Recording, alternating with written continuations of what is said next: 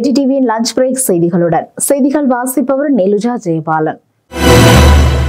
கட்டுநாயக்க ஹீனடியன பகுதியில் இன்று அதிகாலை ஏற்பட்ட துப்பாக்கிச் சூட்டில் 29 வயதான உதார சதுரங்கு என்ற இளைஞர் காயமடைந்துள்ளதாக போலீசார் தெரிவித்துள்ளனர்.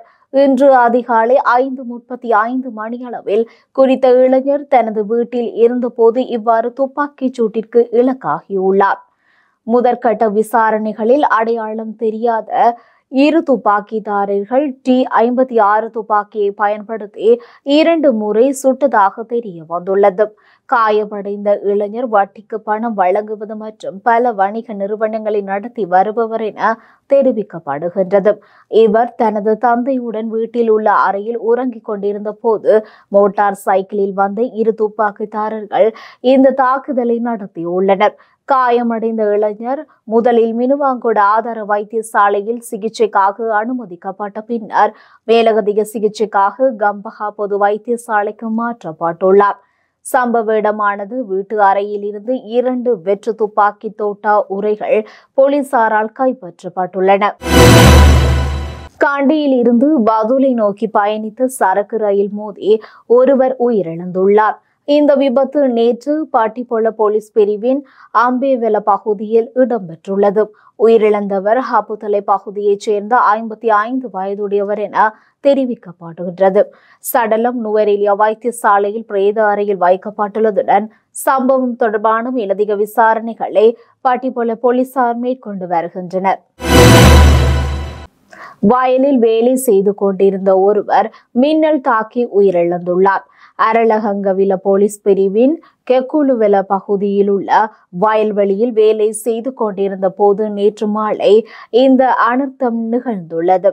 மின்னல் தாக்கியதாக காயமடைந்த நபர் அரளங்கவில் வைத்தியசாலையில் அனுமதிக்கப்பட்ட பின்னர் உயிரிழந்துள்ளதாக கூறப்படுகின்றது.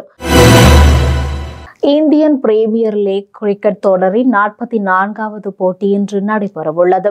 இந்த போட்டியில் கொல்கத்தா நைட் ரைடர்ஸ் அணி பஞ்சாப் கிங்ஸ் அணி மீண்டும் எதிர்கொள்கின்றது. குறித்த போட்டியானது இன்றிரவு 7:30க்கு ஆரம்பமாக உள்ளது. கொல்கத்தா நைட் ரைடர்ஸின் அணி இதுவரை 8 போட்டிகளில் விளையாடி 3 போட்டிகளில் வெற்றி பெற்றுள்ளதுடன் 5 போட்டிகளில் தோல்வியை தழுவி புள்ளிப்பட்டியலில் 7வது இடத்தை பிடித்துள்ளது. பஞ்சாப் கிங்ஸ் அணி இதுவரையில் 8 போட்டிகளில் விளையாடி 5 போட்டிகளில் வெற்றி பெற்றதுடன் 3 போட்டிகளில் தோல்வியடைந்து புள்ளிப்பட்டியலில் 5வது இடத்தை பிடித்துள்ளமை குறிப்பிடத்தக்கது. ரஷ்ய ஜனாதிபதி விளாடிமிர் புட்டினுக்கும் அமெரிக்க தூதுவர் ஸ்டீவ் விட்காஃபுக்கும் இடையே சுமார் 3 மணி நேரம் ஆக்கப்பூர்வமான கலந்துரையாடல் இடம்பெற்றதாக அறிவிக்கப்பட்டுள்ளது. மாஸ்கோவில் நேற்று இந்த சந்திப்பு இடம்பெற்றுள்ளதாக கிரெம்ளின் அறிவித்துள்ளது. போரை நிறுத்துவதற்காக ரஷ்யாவும் உக்ரைனும் நேரடி பேச்சுவார்த்தைகளை மீண்டும் தொடங்குவதற்கான சாத்தியக்கூறு தொடர்பில் இதன்போது ஆராயப்பட்டுள்ளது. எவ்வாறாயினும் இந்த சந்திப்பில் விவாதிக்கப்பட்ட முக்கிய விடயங்கள் தொடர்பில் அமெரிக்கா கருத்துரைக்கவில்லை. எனினும் இரு தரப்பிற்கும் இடையே ஒரு சாதகமான ஒப்பந்தத்தை ஏற்படுத்துவதற்கான பணிகள் சுமூகமாக இடம்பெற்று வருவதாக அமெரிக்க ஜனாதிபதி டொனால்ட் ட்ரம்ப் தெரிவித்துள்ளார். இந்தியன் பிரீமியர் லீக் கிரிக்கெட் தொடரில் சென்னை சூப்பர் கிங்ஸ் அணிக்கு எதிரான நேற்றைய போட்டியில் சன்ரைசர்ஸ் ஹைதராபாத் அணி 5 விக்கெட்டுகளால் வெற்றி பெற்றுள்ளது.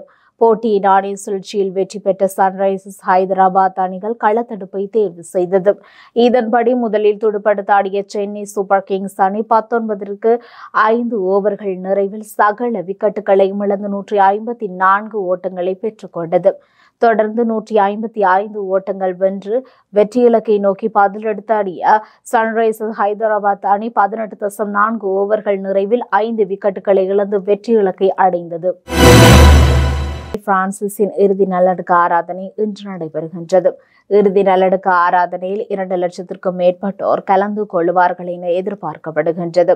ஏற்கனவே 1,28,000க்கும் அதிகமானோர் புனித பேதுரு தேவாலய சதுக்கத்திற்கு பிரவேசித்துள்ளதாக சர்வதேச ஊடகங்கள் தெரிவிக்கின்றன. பரிசுத்த திருத்தந்தை பிரான்சிஸின் மறைவையொட்டி நேற்று முதல் வத்திக்கானில் 9 நாட்கள் துக்க தினம் அனுஷ்டிக்கப்படுகின்றது.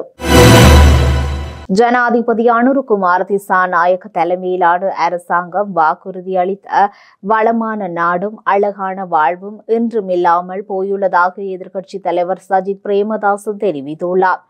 மாவட்ட பகுதியில் நடைபெற்ற மக்கள் சந்திப்பில் கலந்து கொண்டு உரையாற்றும் போதே அவர் இதனை குறிப்பிட்டுள்ளார்.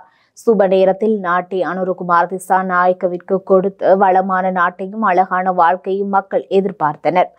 ஆனால் ஜனாதிபதி தலைமையிலான அரசாங்கம் வாக்குறுதி அளித்த வளமான நாடும் அழகான வாழ்வும் இன்று இல்லாமல் போயுள்ளது. சர்வதேச நாணய நிதியத்தினால் இலங்கைக்கு வழங்கப்படும் நீடிக்கப்பட்ட கடன் வசதியின் 5வது தவணையை விடுவிப்பதற்கு அதிகாரிகள் மட்ட இணக்கப்பாடு எட்டப்பட்டுள்ளது. இதன் அடிப்படையில் இலங்கைக்கு 344 மில்லியன் அமெரிக்க டாலர் கடனுதவி கிடைத்துள்ளது. தமது அதிகாரிகள் இலங்கைக்கு விஜயம் மேற்கொண்டிருந்த போது இலங்கை அதிகாரிகளுடன் நடத்திய பேச்சுவார்த்தை மற்றும் இலங்கையின் பொருளாதார மறுசீரமைப்பு விடயங்களை ஆராய்ந்து இந்த தீர்மானத்தை எடுத்துள்ளதாக சர்வதேச நாணய நிதியம் தெரிவித்துள்ளது.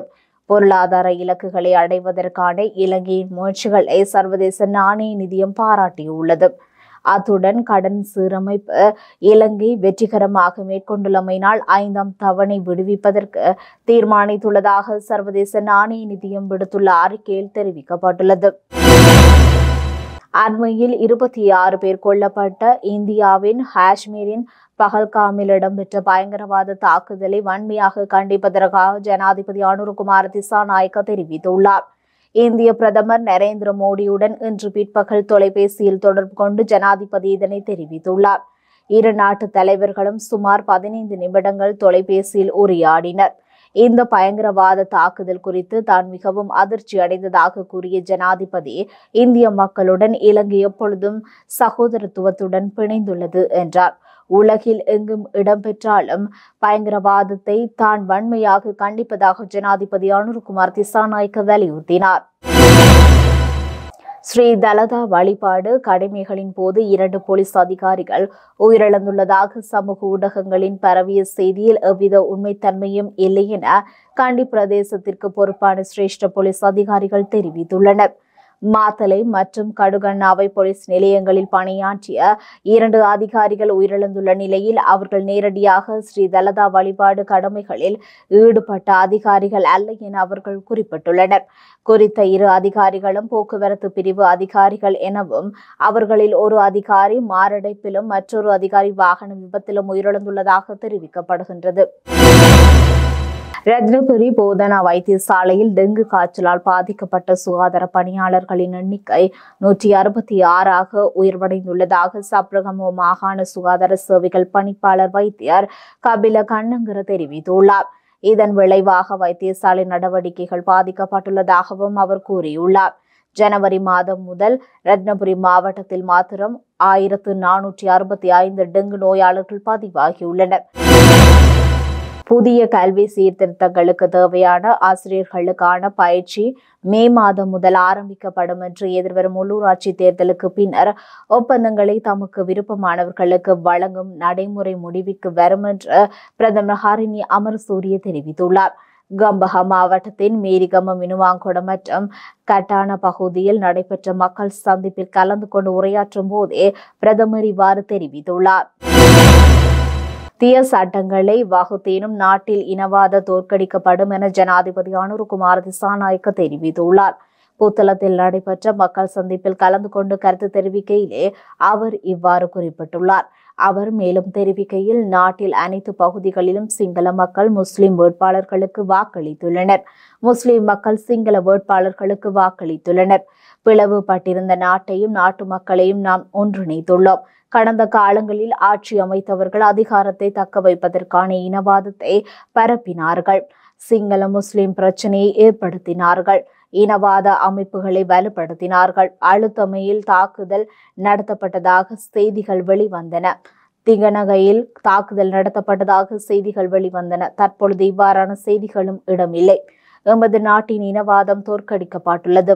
நாட்டின் ஒருபோதும் இனவாதத்திற்கு இடம் அளிக்கப் போவதில்லை எனும் உறுதிமொழியை வழங்குகின்றோம். யாழ்ப்பாணம் வடமராட்சி தென்மனாறு சந்தியான் ஆச்சிரமை சைவகலை பண்பாட்டு பேரவையின் ஏற்பாட்டில் மாதாந்த வெளியீடு செயல்படும் ஆன்மீக மலரான ஞானச்சூடர் 328வது மலர் வெளியீடு நேற்று வெள்ளிக்கிழமை சந்நிதியான ஆச்சிரமத்தில் ஆச்சிரம முதல்வர் கலாநிதி சாதனை தமிழன் மோகனதாஸ் சுவாமிகள் தலைமையில் காலை 10:45 மணியளவில் இடம்பெற்றது. இத்துடன் நமது லஞ்ச் பிரேக் செய்திகள் நிறைவடைகின்றன. தொடர்ந்தும் இணைந்திருங்கள் எமது பிரதான செய்திகளுடன்.